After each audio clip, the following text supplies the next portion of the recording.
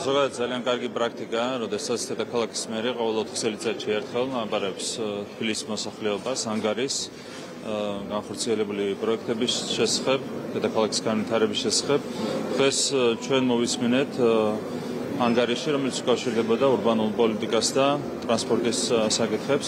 Თქვენ ხედავთ, რამდენი რამ გაკეთდა დედაქალაქში ურბანული განვითარების მიმართულებით, ასევე ტრანსპორტის სისტემის მოდერნიზაციის მიმართულებით.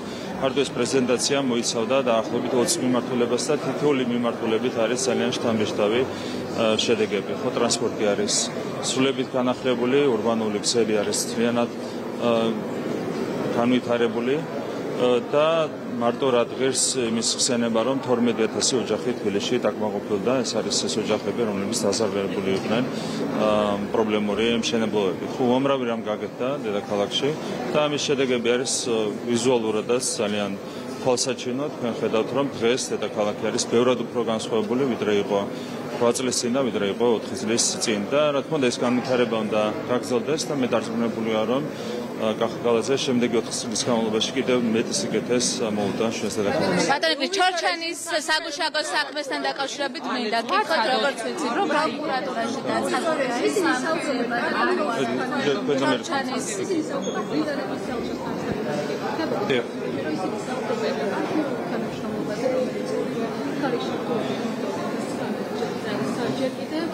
პრინციპში არ უარყოფდა ისინი მართლაც აფიქსებდნენ რამდენიმე მედიას საშუალებას რაც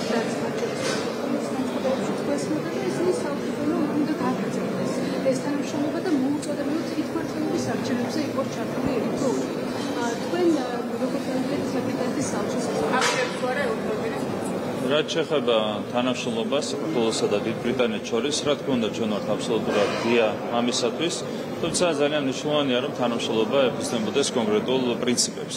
და ამ კუთხით კიდევ ერთხელ უნდა გავიხსენოთ, რომ იყო გარკვეული მაგიერი პრაქტიკა, მათ შორის ექსტრემიზმის დაფინანსების მაგიერი პრაქტიკა ჩვენს ქვეყანაში, რა თქმა უნდა, ასეთი ფაქტები ხელს უშლის ჯანსაღი პარტნიორული ურთიერთობების განვითარებას. თქვენ იცით, იყო ბოლო პერიოდშიც იმის მცდელობა, რომ რამდენიმე ორგანიზაცია დაფინანსებული იყო, ეს არის რადიკალურ ოპოზიციასთან პირდაპირ დაკავშირებული ორგანიზაციები, იცით ამის თაობაზე, ხო იგივე ტაბულა, იგივე მომავლის აკადემია, რომელიც არის ფრანკლინის კლუბის გაგრძელება. თქვენ უნერვიულობთ, მე გპასუხობთ თქვენს კითხვებს. რაც ხება ეუთოოდირს, თქვენ იცით, რომ ზოგადად არ არის ასეთი პრაქტიკა, რომ თვითმმართველობის არჩევნებზე იწვევდნენ ეუთოოდირს. გადახვევები ხდება, მათ შორის ჩვენს გქონდა ასეთი გადახვევა, მაგალითად 2021 წელს, გამომდინარე იქიდან, რომ რაღაცნაირად ეს არჩევნები იყო დაკავშირებული საპარლამენტო არჩევნების თემასთან. ასე სხვადასხვა ქვეყანაში არის გამონაკლისი შემთხვევები, როდესაც თვითმმართველობის არჩევნებზეც იწვევენ ეუთოოდირს, თუმცა ეს არის მხოლოდ გამონაკლისი. სტანდარტული უნერვიულობთ, სტანდარტული პრაქტიკის მიხედვით საპარლამენტო არჩევნებზე, საერთო ეროვნულ არჩევნებზე ხდება ხოლმე ეუთოოდირის მისიის მოწვევა. შესაბამისად, ჩვენ ვფიქრობთ, რომ ამ შემთხვევაში ზედმეტი იქნება ეუთოოდირის დატვირთვა ჩვენი თვითმმართველობის არჩევნებით, ადგილობრივი თვითმმართველობის არჩევნები ჩატარდება აბსოლუტურად ჯანსაღი ფორმით და რაც შეეხება ეუთოოდირს. თქვენ იცით, რომ ეუთოოდირი აკვირდებოდა საპარლამენტო არჩევნებს და ეუთოოდირმა დადო სათანადო დასკვნა, თუმცა არავინ არ დაინტერესდა ამ დასკვნით. და დღეს იგივე ადამიანები, რომლებმაც საერთოდ სრული იგნორირება გაუგეთეს ეუთოოდირის დასკვნას, გთხოვენ ჩვენ ეუთოოდირის მოწვევას. კაი, თქვენ ეროვნულობას თქვენთვის თუ შენახავთ, კარგი იქნება. ჩორჩანის საგუშაგო საქმეზე ერთი წუთი. ჩორჩანის საგუშაგო საქმეზე მინდა გითხოთ, როგორც იცით, დაწყებული არის გამოწვევა პროკურატურაში მიმდინარეობს გამოკითხვები, თქვენ რა პოლიტიკური კითხვები გექნებათ გიორგი კახაძესთან მიმართებაში და ზოგადად ამ საქმის? გითხავთ, მაშინ და თანამდებობის პროგრამამ რომ ყოფილი შესაბამისი კოორდინაციის შედეგები რაც მოყვა საგუშაგო ჯგუფს არ მოყვება. ამასაც რომ მეც ასე მგონია, თავის დროზე არსებობს ასეთი ინფორმაცია, რომ გიორგი კახარიამ, რომელიც მაშინ იყო შინაგანათა მინისტრი, არავინ არ ჩააყენა საქმის კურსში მის მიერ დაგეგმილ ქმედებებთან დაკავშირებით. არც ერთ სამით ხომ მაიაცკედიშვილი ინფრასტრუქტურის მინისტრი იყო და რა შუაშია ნერვიულობ და ამიტომ არაადეკვატური ხარ. ნერვიულობის გამო ხართ არაადეკვატური. ინფრასტრუქტურის მინისტრმა რო იცოდა ეს არის ერთი წამი. თუ დამამთავრებინებთ, მიხვდებით, რომ არაადეკვატური ჩართულობა გაქვთ კითხვებში. ნახეთ, რატო ხართ არაადეკვატური. ნახეთ, რატო არის არაადეკვატური. საქმის კურსი არ ჩააყენა არც უსის უფროსი, არც პრემიერ-მინისტრი, არც სხვა ძალოვანი სტრუქტურები და ჩააყენა მარტო ინფრასტრუქტურის მინისტრი. კი, მე ესე ვიცი. პირადად ამგა ბახტაძისგან ვიცი მე ეს რომ ის არ იყო საქმის კურსი ამასთან დაკავშირებით. ადრეს ძველი ამბავია და თქვენ რო არ ნერვიულობდეთ, არ გიქნებოდა თარადიბოდა. ამაზე მე ჩემი კომენტარი გაკეთებული მაქვს, იყო ზარი დიპსტეიტიდან და მას მოყვა მისი გაპრემიერება საბოლოო ჯამში ყველაფერი გაგრძელდა და დასრულდა ისე, როგორც შედიოდა ჩვენი ქვეყნის ეროვნულ ინტერესებში. გარკვეული კომპრომისული ნაბიჯის გადადგმა იყო გარკვეულ ეტაპზე საჭირო, თუმცა თქვენ იცით, რომ დღეს დიპსტეიტთან. თუმცა თქვენ ხედავთ, რომ დღეს ჩვენ არავითარ ასეთ კომპრომისებს აღარ ვშევდებით. ევროკავშირის სადამკვირვებლო მისიაც არის ამ შემთხვევაში ჩაყენებული საქმის ადვოკატურობა დაკარგული ნერვიულობის გამო. ალბათ მნიშვნელოვანია დავასრულებელი ჭირდება ეს ევროკავშირის სადამკვირვებლო მისიაც და ერთ-ერთი მნიშვნელოვანი წევრი, რომელიც არ ყოფილა ამ საქმის დაკავშირებით იგონებოდა. ალბათ ძალიან მნიშვნელოვანია, რომ ისინი უნდა ყოფილიყო საქმის კურსში. რა თქმა უნდა, საერთოდ არავინ არ ჩააყენა საქმის კურსში. ხო ეს უკვე თავისთავად აჩენს, ეჭვებს. თუ რაღაც ისეთი არ ხდებოდა, ხო? რაღაც პრობლემური თუ არ ხდებოდა. რატომ არ ჩააყენა არავინ საქმის კურსში? არც პრემიერ-მინისტრი, არც უსის უფროსი, არც სხვა შესაძლებელი ხელმძღვანელი, არც სხვა შესაბამისი უწყების ხელმძღვანელი, არც ერთი ძალოვანი სტრუქტურის ხელმძღვანელი არ იყო ამასთან დაკავშირებით საქმის კურსში და არც ევროკავშირის მონიტორინგის მისია არ იყო ამასთან დაკავშირებით საქმის კურსში. ეს ნიშნავს იმას, რომ რაღაცა უცნაურს აკეთებდა, ხო? დილად რომ თქვათ, ბატონი გიორგი კახარია, ეს არის ძალიან მარტივი ლოგიკური დასკვნა, რომელიც შეიძლება გამოვიტანოთ ამ ყველაფრიდან. და რეალურად ჩორჩანაში რაც მოხდა, ეს იყო იმის მინი მოდელი, რაც მანამდე მოხდა 2008 წელს, ხო, როდესაც სააკაშვილის რეჟიმმა დაიწყო ომი და თქვენ იცით მე რა შედეგები მოყვა ამას ჩვენი ქვეყნის. ამის მინი მოდელი იყო ჩორჩანი, ხო?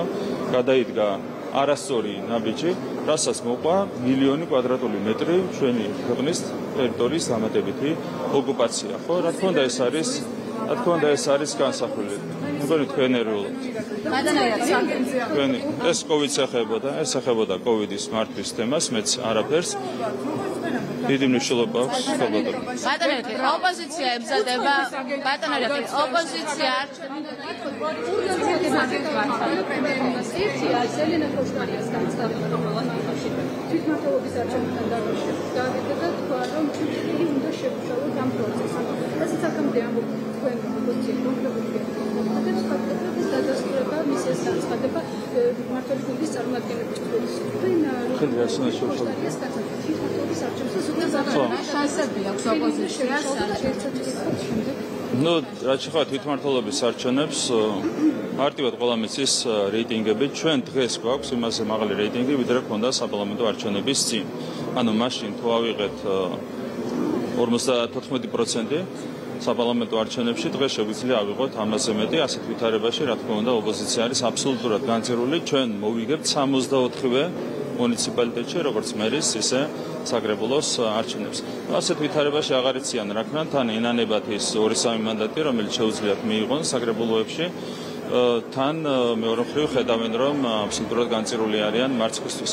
ამასთან არის დაკავშირებული ის შიდა რაღაცა ბრძოლები, რომელსაც ხედავთ ჩვენ ოპოზიციაში, რაც კარგია და მთავარია, ოპოზიცია არის აბსოლუტურად დაშლილი და მოშლილი. ამაზე ერთად დავაზუსტებ გურის ჩელე უგუან ქვაზე ასეთი რამ რომ ახლა ოპოზიცია ისჭება წარმატებული რევოლუციის გამორის თებერვალში.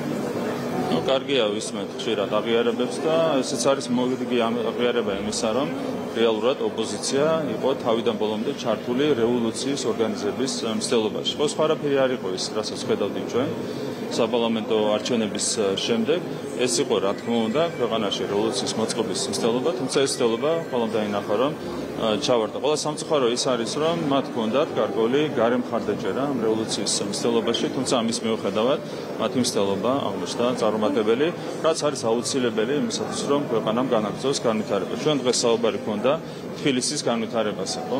ამაზე ვარ ჩვენ კონცენტრირებული, როგორ უნდა განვითარდეს ჩვენი დედაქალაქი, როგორ უნდა განვითარდეს ძალიანად ქვეყანა. ამ დროს ოპოზიცია არის თავიდან ბოლომდე მომართული საბოტაჟისკენ. ეს არის მათი დამოკიდებულება და ეს არის თავარი მიზეზი, რატომაც ხალხი არ ენდობა ევროპარლამენტში პოლიტიკური ჯგუფი სადაც საუბარია რიგში სამშობლოში ჩატარდა ყველა სტანდარტის დაცვამ შეამოწმეს რეზოლუცია და რამდენად ექნება მას მხარდაჭერა ევროპარლამენტში. ზოგადად ყველა ხედავდა რა ხდებოდა საპარლამენტო არჩევნების დროს. ხო, საბაბიც კი არ დავტოვეთ არავით არის იმისათვის, რომ ვინმეს ესაუბრა საპარლამენტო არჩევნებში არათუ გაყალბებაზე. რაიმე სერიოზულ დარღვევაზე. ხო, ძალიან მარტივად ყველა აღიარებს, რომ 2 მილიონზე მეტი და ახლობით 2,100,000 ამორჩეველი მივიდა საარჩევნო უბნებზე. ხმის მიცემა ხდებოდა ელექტრონული ტექნოლოგიების გამოყენებით და ღილაკზე თითის დაჭერით იბეჭდებოდა უქმები. აქ სად შეიძლებოდა მოხდარიყო რაიმე მანიპულაცია. ანუ მინიშნების დონეზეც კი ვერაფერს ამბობენ ამასთან დაკავშირებით, თუმცა წინასწარ იყო დაგეგმილი ეს ყალბი კამპანია, არჩევნების დელეგიტიმაციის ყალბი კამპანია და დღემდე არიან ამ ჩაგედელ წრეში ჩარჩენილები. თუ დააღწევენ თავს ამ ჩაგედელ წრეს, ეს არის უკეთესი ოპოზიციისთვის, თუმცა მე მგონია რომ ამ წრეში დარჩება.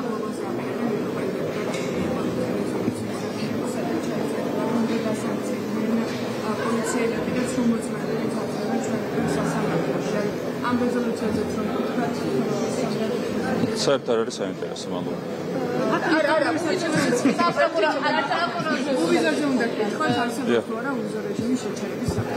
ნახეთ, ქართულ ხალხს აშანტაჟებენ უკვე ამდენი წელია. გრძელდება 4 წელია ქართველი ხალხის შანტაჟი, თუმცა ყველამ უნდა დაინახოს, რომ ქართველი ხალხი შანტაჟს არ წამოიგება. ესეც არის ქართველი ხალხის დაშანტაჟების მორგი მცდელობა. ყველა უნდა შეეგოს იმას, რომ ქართველი ხალხი არ ყვება ამ შანტაჟს. არ არის ეს სწორი. ქართველი ხალხის შანტაჟი, ქართველი ხალხის შანტაჟი არის აბსოლუტურად არასწორი ქმედება. როდესაც ნახეთ, ქართულ ხალხს ერთადერთი ხელშესახები სარგებელი აქვს მიღებული დღემდე ევროკავშირისგან, ეს არის უვიზო მიმოსვლა. და როდესაც ქართულ ხალხს მე რას ვარ თუნდაც ისინი ლაპარაკობენ. ვიღაცებს წვინთ, რომ ნაცმოძრაობა ვერ დაბრუნდა ხელისუფლებაში. და ამის გამო რა თქმა უნდა ევროკავშირში წვინთ ის ადამიანები, რომლებიც საუბრობენ დღეს ასეთ თემებზე, ხო, რომლებიც ცდილობენ დააშანტაჟონ ქართველი ხალხი. ისინი არჩევნების წინაც აშანტაჟებდნენ ქართულ ხალხს. თქვენ გახსოვთ, პირდაპირ ევროკავშირის ელჩი გამოვიდა და პირდაპირ დააშანტაჟა ქართველი ხალხი, პირდაპირ მოუწოდებდა მათ შორის საზოგადოებას, რომ მაქსიმალური აქტიურობით გასულიყვნენ საარჩევნო უბნებზე, რათა ჩამოეშორებინათ არსებული ხელისუფლება. ხო, ამ შანტაჟმაც არ გაჭრა, არაფერმა არ გაჭრა. მაინც აგრძელებენ შანტაჟს, არ არის ეს ორი მიდგომა, არ არის ეს ჯანსაღი, არა, ქართული ოცნების წინააღმდეგ პირდაპირ თქვა. ციტატა ამოიღეთ, პირდაპირ თქვა, ქართული ოცნების ხელისუფლება აშორებსო ქვეყანას და ამიტომ უნდა სრულად დამობილიზდეთ ამ არჩევნებზე. ანუ პირდაპირ მოუწოდა ქართული ოცნების წინააღმდეგ მის მიცემისკენ პირდაპირ ჩაერია უხეშად ევროკავშირის ელჩი, არ მოგეწონა ჩემი პასუხი, ამიტომ მე მგონია არა, რა ვიცი, მე მგონია რომ ეს არის შანტაჟი ქართველი ხალხის წინააღმდეგ, რატომ არ მგონია მე გეტყვით. ეს ხდება აბსოლუტურად კონტრპროდუქტიული ნაბიჯი. ასეთ შესაძლო არაგონიურულ ქმედებასაც ეს ადამიანები მიიღებენ საკადრის პასუხს ქართველი ხალხის მხრიდან.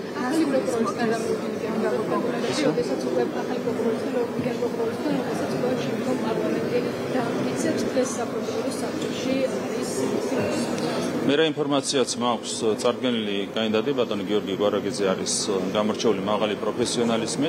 მე იმედი მაქვს რომ ის მოეპოვებს საქართველოს პარლამენტის წოდებას და მე მგონია რომ ის კეთილსინდისიერად მოემსახურება იმას, რასაც ქვია ჩვენს ქვეყანაში სამართლის უზენაესობის დაცვა. ნატო 3-ზე მიწოვდება.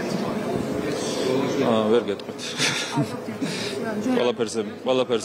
ყველაფერზე მაქვს ინფორმაცია. ნუ რაც შეეხება ნატო საქართველოს ურთიერთობებს, თქვენ ხედავთ როგორ ვითარდება მოვლენები ბოლო პერიოდის განმავლობაში. ნატო აცხადებს, რომ ისინი არც ახლო პერსპექტივაში და არც საშუალოდიან პერსპექტივაში არ მსჯელობენ უკრაინის და საქართველოს გაწევრიანებაზე. ნუ რაც არის ფაქტი, რაც არის მოცემულობა. ნუ ნახოთ მომავალში როგორ განვითარდება მოვლენები. გიპასუხეთ უკვე ამ კითხვაზე. გიპასუხეთ ამ კითხვაზე. იმ პირობებში, როდესაც პასიურ რეჟიმშია გადასული მათი გადაწყვეტილებით, ეს არ არის ჩვენი გადაწყვეტილება, მათი გადაწყვეტილებით ურთიერთობები, ასეთი საკითხები აღარ არის აქტუალური.